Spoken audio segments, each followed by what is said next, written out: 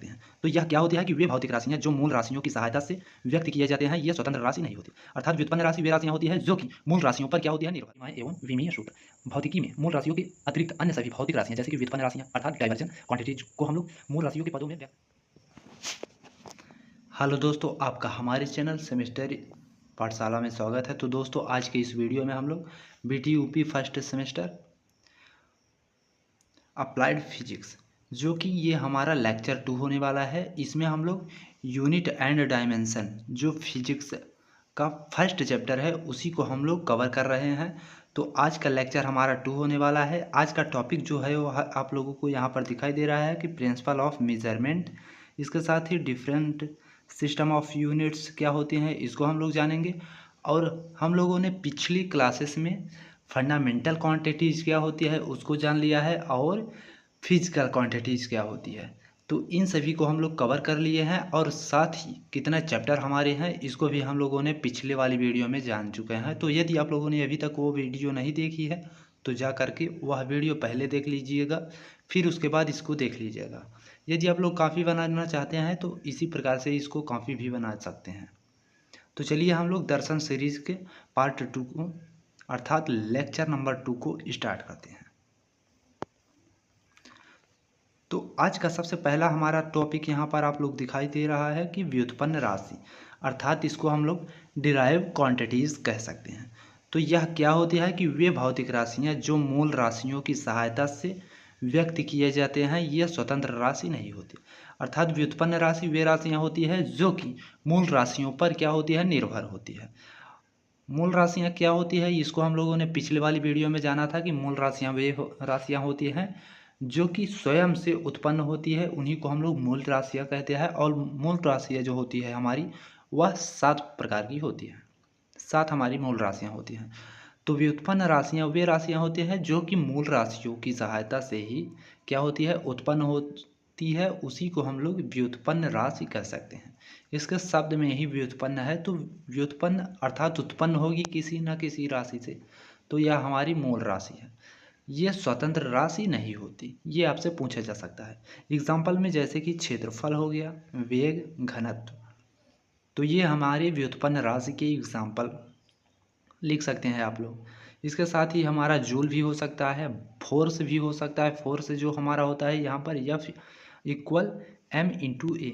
यहाँ पर m जो हमारा होता है वह है द्रव्यमान और a हमारा त्वरण है, एक्सेलरेशन। तो हमारा त्वरण भी वेग से ही मिलकर बना होता है। तो ये हमारा फोर्स भी व्युत्पन्न राशि ही है। इसके बाद हमारा आता है अगला टॉपिक जो है वह है प्रिंसिपल ऑफ मेजरमेंट। तो प्रिंसिपल ऑफ मेजरमेंट अर्थात मापन का सिद्धांत क्या है, चलिए इसको जानते हैं। कि किसी मापी जाने वाली राशि कि उसके मात्रक से तुलना करने को ही हम लोग मापन कहते हैं। अर्थात मापन हम लोग किसे कहते हैं कि किसी भी राशि को, किसी भी वस्तु को उसकी राशि के तुलना करना ही हम लोग मापन कहलाता है। किसी भी राशि के मापन को व्यक्त करने के लिए हम लोग को 2 बातों का ध्यान देना चाहिए। किसी को हम लोग मापते हैं तो उसमें एक मात्रक होता है और एक संख्यात्मक मान अर्थात एक यूनिट होती है और एक न्यूमेरिकल नंबर होता है। तो चलिए हम लोग एग्जांपल यहाँ पर लिख कर आप लोगों को समझाते हैं। यहाँ पर तो जैसे कि आप लोग यहाँ पर F इक्वल यहाँ पर m और a हो जाए, तो यहाँ पर आप लोग इसका क्या मास का क्या होता है कि kg होता है और त्वरण का होता है मीटर प्रति सेकंड स्क्वायर। ठीक है, तो ये हमारा जो है यह यूनिट है अर्थात मात्रक है, इसमें संख्यात्मक मान नहीं दिया है। अब संख्यात्मक मान क्या होता है कि जैसे हमारा नंबर हो गया 2 हो गया या 4 हो गया, इसके साथ ही जो भी हमारे नंबर होते हैं तो हमारे संख्यात्मक मान के अंतर्गत आते हैं। तो वही हमारा जो होती है मात्रक हम लोग मापते हैं तो उसमें संख्यात्मक मान भी होता है और हमारा साथ ही क्या होता है कि यूनिट भी होती है।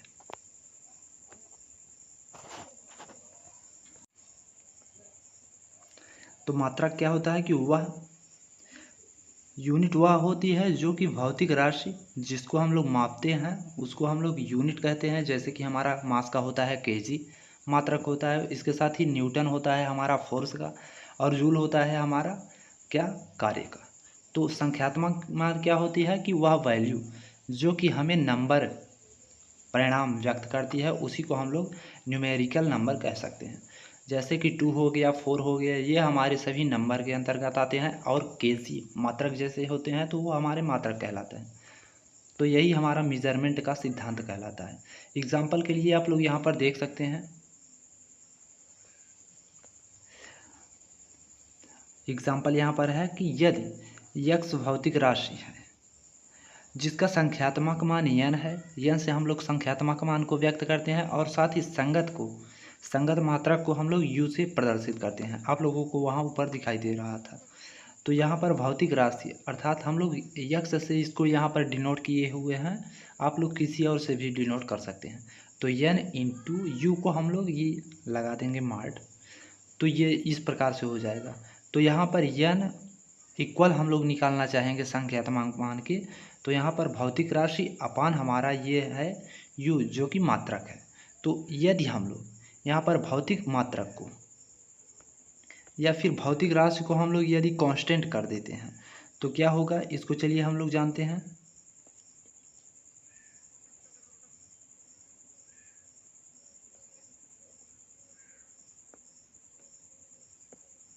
यदि हम लोग इसको स्थिर कर देते हैं यहाँ पर भौतिक राशि को, तो हमारा जो सूत्र यहाँ पर निकल कर आएगा वह हो जाएगा कि n इक्वल 1/u। यहाँ पर आप लोगों को दिखाई भी दे रहा है। तो इसका मात्रक, इसका मतलब यह है कि यदि हम लोग संख्यात्मक मान को बढ़ाते हैं तो हमारी यूनिट जो होती है मात्रक वह छोटी निकलती है, अर्थात मान हमारा छोटा निकलता है यदि संख्यात्मक मान को बढ़ाते हैं, और साथ ही यूनिट हमारी बड़ी होती है तो संख्यात्मक मान भी कम होता है। तो आप लोग यहाँ पर एग्जाम्पल में भी आप लोगों को दिखाई दे रहा है कि मास इक्वल, हमने मास ऐसे ही वस्तु का नाम दे दिया है, तो मास इक्वल 5 और यहाँ पर केजी। तो यहाँ पर आप लोगों को जो ये केजी दिखाई दे रहा है ये हमारा यूनिट है अर्थात मात्रक, और यहाँ पर 5 जो है यह हमारा न्यूमेरिकल है। अब इसके बाद चलिए हम लोग अगला टॉपिक को स्टार्ट करते हैं जिसका नाम है मात्रकों की विभिन्न पद्धति अर्थात डिफरेंट सिस्टम ऑफ यूनिट्स। ये क्या होता है कि हमारा 3 प्रकार के मात्रकों की पद्धति होती है, जैसे कि हमारा MKS होती है, CGS पद्धति, और साथ ही FPS पद्धति। तो ये हमारे 3 पद्धति होते हैं, इनके अंतर्गत हमारी SI यूनिट भी होती है। तो MKS पद्धति में क्या होता है कि हम लोग द्रव्यमान को लेते हैं, लंबाई और समय। तो MKS में जो इसका मात्रक होता है वह केजी होता है, किलोग्राम, और साथ ही मीटर हमारा लंबाई का होता है MKS में, और सेकंड तो सेकंड होता है MKS में भी, CGS में भी सेकंड होता है समय का, और FPS में भी। साथ ही द्रव्यमान का जो CGS में होता है वह ग्राम होता है, अर्थात किलो से और छोटी वैल्यू जो होती है वह हमारी CGS के अंतर्गत आती है। और साथ ही इसी प्रकार से लंबाई की भी जो होती है वह भी हमारी सेंटीमीटर में होती है। इसके साथ ही FPS क्या होती है कि यह पाउंड में आता है, कितने पाउंड लिए हैं। यह ग्राम से भी छोटी वैल्यू होती है, और साथ ही सेंटीमीटर से छोटी वैल्यू हमारी फुट होती है, लंबाई को हम लोग मेज़रमेंट कर सकते हैं। तो इस प्रकार से हमारी 3 पद्धति होती है, यसा जो MKS, CGS और FPS। तो इस प्रकार से हमारी 3 पद्धतियाँ होती हैं। अब इसके बाद हमारा अगला टॉपिक जो है वह है कि भौतिक राशियों की विमाएँ एवं विमीय सूत्र। इसको हम लोग कैसे निकालेंगे, चलिए इसको जानते हैं। तो आप लोग यहाँ पर इंग्लिश में भी देख सकते हैं कि dimensions and dimensional formula of physical quantities, अर्थात भौतिक राशियों की विमाएँ एवं विमीय सूत्र। भौतिकी में मूल राशियों के अतिरिक्त अन्य सभी भौतिक राशियाँ जैसे कि व्युत्पन्न राशियाँ अर्थात डाइवर्जन क्वांटिटीज को हम लोग मूल राशियों के पदों में व्यक्त कर सकते हैं। इसके लिए जो दूसरा हमारा है टॉपिक, दूसरा पॉइंट, इसके लिए मूल राशियाँ जैसे कि द्रव्यमान हो गया, लंबाई, समय, ताप, विद्युत धारा, ज्योति तीव्रता तथा पदार्थ की मात्रा को क्रमशः विमा प्रतीकों अर्थात जो हमारा द्रव्यमान का होता है वह कैपिटल M, लंबाई का कैपिटल L होता है, समय का हमारा T होता है, साथ ही जो हमारा तापमान होता है उसका थीटा होता है यहाँ पर, विमीय सूत्र विमीय। इसके साथ ही विद्युत धारा का एम्पियर अर्थात ते होता है। ज्योति तीव्रता को हम लोग आई से विमा प्रदर्शित करते हैं और हमारा पदार्थ की मात्रा को यन से। तो ये हमारे विमीय प्रतीक हैं। अब यहाँ आप लोगों को दिखाई दे रहा है, आप लोग इसको देख लीजिए। यहाँ पर मूल राशियाँ दिखाई दे रहे हैं कि टोटल हमारे पास मूल राशियाँ होती हैं जो वह 6 होती हैं। कौन कौन सी? तो लंबाई हो गया, द्रव्यमान, समय, विद्युत धारा, ताप और ज्योति तीव्रता, और सातवीं जो होती है वह पदार्थ की मात्रा। इनके नंबर को भी आप लोग इधर से उधर कर सकते हैं। तो इनकी मूल राशियाँ क्या होती है? मूल राशियाँ आप लोग यहाँ पर देख सकते हैं। इसके बाद मूल मात्रक जो होती है लंबाई की हमारी मीटर होती है, द्रव्यमान का किलोग्राम होता है। इसको हम लोग केजी से यहाँ पर प्रदर्शित कर सकते हैं। मीटर को हम लोग एम से प्रदर्शित कर सकते हैं, स्मॉल एम, जिसकी विमा होती है कैपिटल एल।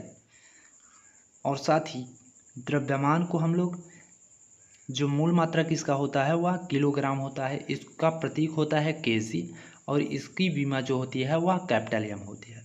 तीसरा जो है हमारा समय को हम लोग सेकंड से डिनोट करते हैं, और सेकंड को हम लोग यस से, स्मॉल यस से प्रदर्शित करते हैं, और साथ ही इसकी जो विमा होती है वह कैपिटल टी होती है। विद्युत धारा आता है, तो विद्युत धारा को हम लोग एम्पियर से, इसकी मात्रक जो होती है वह एम्पियर होती है, और इसको हम लोग कैपिटल ए से प्रदर्शित करते हैं। तो इसकी विमा जो होती है वह स्मॉल आई होती है। अब इसके बाद हमारा पांचवा जो आता है वह ताप है। तो वह तापमान है। तापमान को हम लोग केल्विन से प्रदर्शित करते हैं। केल्विन मात्रक होता है, के से प्रदर्शित करते हैं। इसका जो विमा होता है वह थीटा होता है। इसके साथ ही ज्योति तीव्रता कैंडेला होता है, जिसको हम लोग सीडी से प्रदर्शित करते हैं, और इसको कैपिटल आई से। आप लोग यहाँ पर कंफ्यूज हो सकते हैं विद्युत धारा और ज्योति तीव्रता में। यहाँ पर ये हमारा विद्युत धारा जो है उसकी विमा जो होती है वह स्मॉल आई में, और ज्योति तीव्रता की विमा कैपिटल आई में। और लास्ट हमारे पास आता है पदार्थ की मात्रा। तो इसकी मात्रक जो होती है वह मोल होती है, जिसको हम लोग मोल से ही प्रदर्शित करते हैं, और इसको हम लोग स्मॉल एन से प्रदर्शित करते हैं। तो आज के लिए वीडियो में बस इतना ही। इसको हम लोग अगले टॉपिक में जानेंगे, अगली वीडियो के। यदि वीडियो अच्छी लगी तो लाइक, शेयर और सब्सक्राइब करना ना भूलें।